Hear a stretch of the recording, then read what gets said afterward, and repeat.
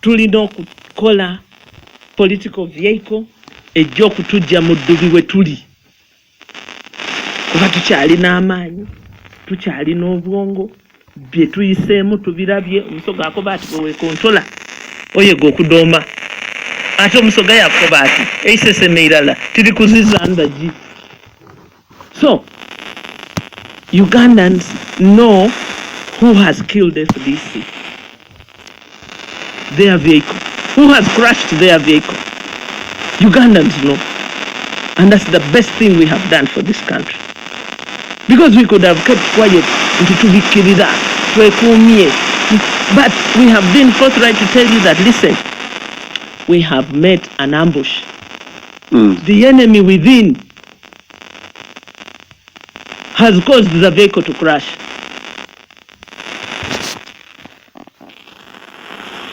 Ampuliriza Lutindo njagala genda mbirango naye bwe nkomawo njagala kubuuza Salamu. Decamp.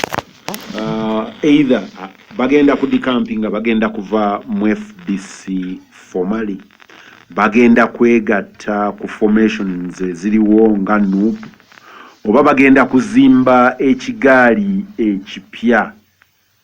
Is that where we are going? But also NC Uganda wano mbaddewo n'enchallenging abantu banna Kenya baatuuka ekiseera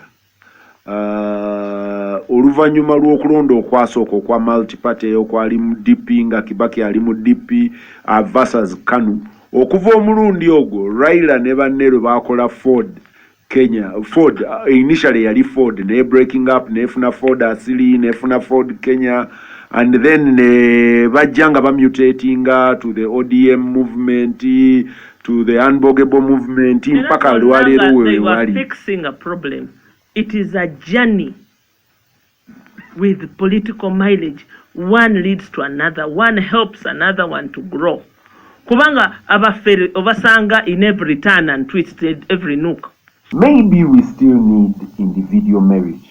Maybe we are not ready for group politics. We should be ready for selling individuals.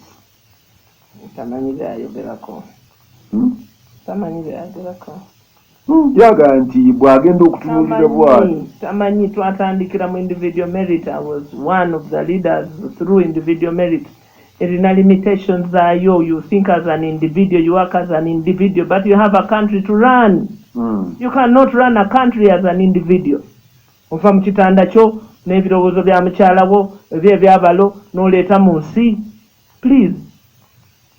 Eriyo omulala Kasajja Michael agamba nti Salamu atubuulire kati ki ekiddako mu mbeera eno kubanga kino kyo kyayiise. I hope ekyo Kasajja kyobadde wandiika.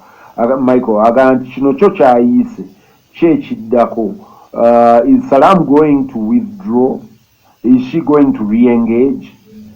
Then ne John Musinguzi agamba nti Salamu mwannyinaze mundabire. Ne azizanye munange. Ne Isma mwannyinaze Canada ngambye awulira. Isma nkulamusiza nnyo Toronto bandabire. Yes, Salamu ekiddako we have a mandate of 6 months. Obukulembeze obwaliko era obuliko bwebwo obukulembeze bwe twalonda mu 2015 National Delegates Conference eyali extraordinary eyatuulanga 19 September yatwongeza term of office organizing elections, internal elections meeting a standard ya FDC yatuwa emyezi 6. Emyezi 6 gikomanga March 30th, 19th. Era tugenda na kubeera ne Delegates Conference nga 15th March. Tumaliriza mandate eyatuweebwa Delegates Conference,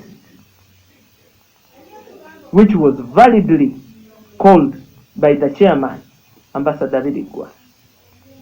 So, eyo ye mandate gye executing to the end. Tutunuulira politics nga bwali. Salamu, hold there. Yes.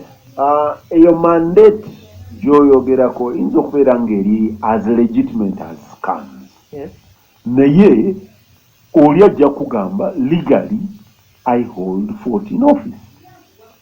Ekyo si kipya. And awo tubaddewo. Era nabyo tubimanyi. Anybody who cares about the health of politics in this country should be watching with interest nti abantu abaagala okutwala Uganda mu maaso bwe babanga bwe bati bwe beeyisa. Can we trust them? Can we risk our future? Ebyo bye bibuuzo bye nkusuubiramu kibazo. Si bino ebya bulijjo nti baabawambye ekiddako kiki.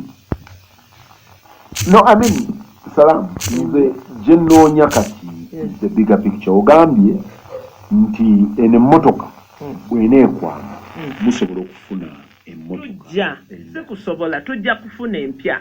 But we still have a mandate of 6 months up till March 19th. So sisobola kubanga nze ndya mu bannange olukwe okugamba nti ekiddako kye kino ng'ate mandate gye baatuwa ey'emyezi 6 weeri. Era olwaleero tuva mu meeting ne ba founders kuba abantu balowooza nti ba founders bali Kampala.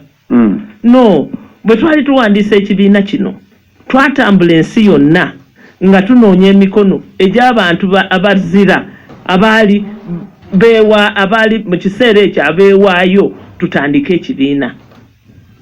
Era nga tubategeeza nti kakati ebiriwo n'ebibaddewo mu biraba ekiddako kiki. Era ye meeting gyenvaamu. Founders dialogue. Ye founders consultative meeting. Ye series gye tutandise. Okubuuza abaatuwa emikono nti tukoze tutya. Ekiddako kiki. Era n'ebyo ebirowoozo byeyogerako nabo babirina. Baga nti DP yatambula bweti negwayo. UPC yatambula bweti negwayo. Tukole bwe tuti. Nituga nti ate emyezi 6 gye mwatuwa okutereza ennonda omusingi gwe tuzimbirako ekibiina kye bakita democratic change. Tukole tutya. So we are juggling so many things, and I want also to tell you nti dialogue with other change-seeking organizations, individuals, CSOs. Omanyi kakati nyumirwa nnyo. Ndi musanyufu nnyo nti embeera eno eriddere bizinesi z'abantu n'ezimalawo. Kuba twabanyumizanga nti bwe tutambula bwe tuti we all lose. Ab'e Kampala Central Business District CBD bakakeeto ne batugamba temujja temutambulira mu kibuga bisa Sekito. Sekito bayita ba Sekito. Nti temujja mutwonoonera business. Kakati akeedzinjerere saloon zigaddewo. Ekiyembe babasiba buli lunaku basiba mu seals za URA. Northern Uganda ekibataka kibalya. Bebe nyini be batunyumiza nti abalaalo batulidde batumazeewo. Ekyalya jjajjaawo ku independence kati kye kikulya. Naye nga twakulengeza abavuga zimmotoka zonna kakati the biggest business in town is extortion. And it is among the security people. Kuba sente ze baafunanga ez'obwerere zaggwaawo kakati batandise kwerya. Gundi yafunye atya sente, gundi yatuliddeko sente, gundi yakoze atya. So it is going to get worse. Ampuliriza Lutindo ali ku simu 0445369 ojja kwogera ne Salamu Musumba. Anoonya ku social media, anoonya bunoonya at Kibazo Peter ku Twitter oba ku X ojja kumfuna at Kibazo Peter ku X ojja kumfuna. Nina abuuza Salamu nti ekyaliyo omukisa gw'okutuula ne mwesibira mu kisenge nga FDC ne mu resolving ensonga zino. Bamuyita James Kigundu aga nti ye muwagizi wa FDC si card holding member. He is a muwagizi alonze ne FDC era akyalowooza nti ekyaliyo time to salvage naye akubuuza mukyalina omukisa okwesibira mu kisenge kino ne kibeera resolved. Munsi muno tewali kitasoboka. Naye if I'm to think normally in this abnormal situation, then ndowooza nti emikisa gyaggwayo kuba tugulubanye n'ensonga zino, tugulubanye paka the last minute. I have asked my colleagues, what is your end game? Nababuuza nti mukwano gwange Nathan Nandala, mukwano gwange Patrick Amuriata, mukwano gwange Ekanya, mukwano gwange Jack Sabiti, what is your end game?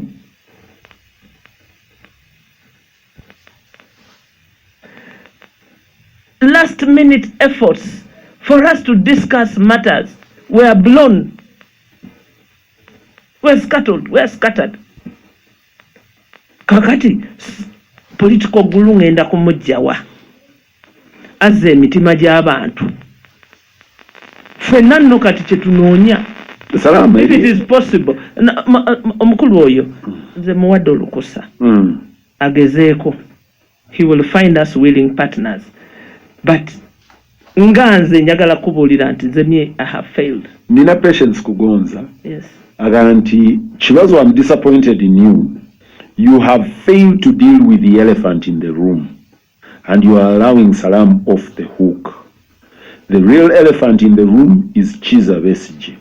The narrative you've given, the heartbeat of all the problems, surrounded those that supported and believed Kizza Besigye was invincible and those that thought otherwise. And even as we speak today, the fulcrum of the Salam's battle is stringed around Dr. Besigye. Salam, if we do not deal with the Besigye factor, we are still lying to ourselves. It is the same thing as the Museveni factor in this country's politics. Well, endowooza, it's not intellectual, it's rocket science.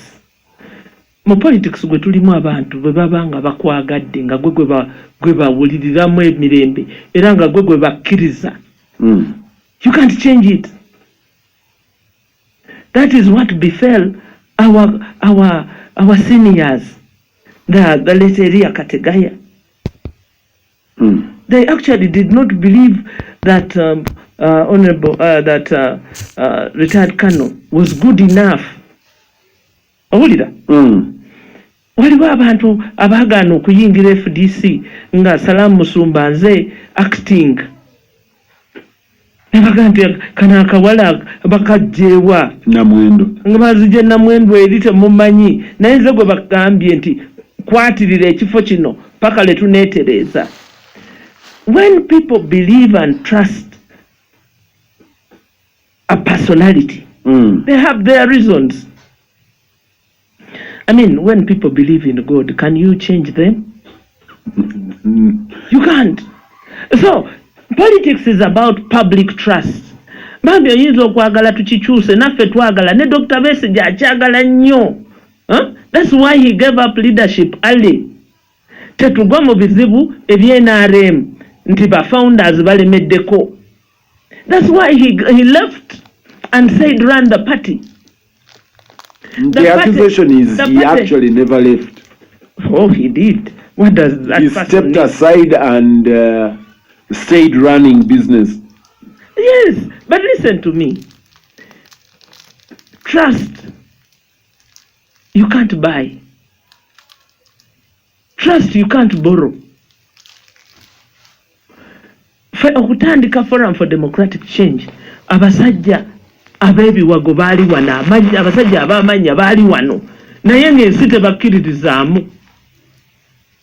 Era ne tulinnya ennyonyi waliwo, gwe wa reportinganga, ne tulinnya ennyonyi abantu 8, ne tugenda e South Africa, ng'omusingi gwe tuzimbirako ebyobufuzi ebya democratic change yali Dr. Besigye. Bambi, you can't change it.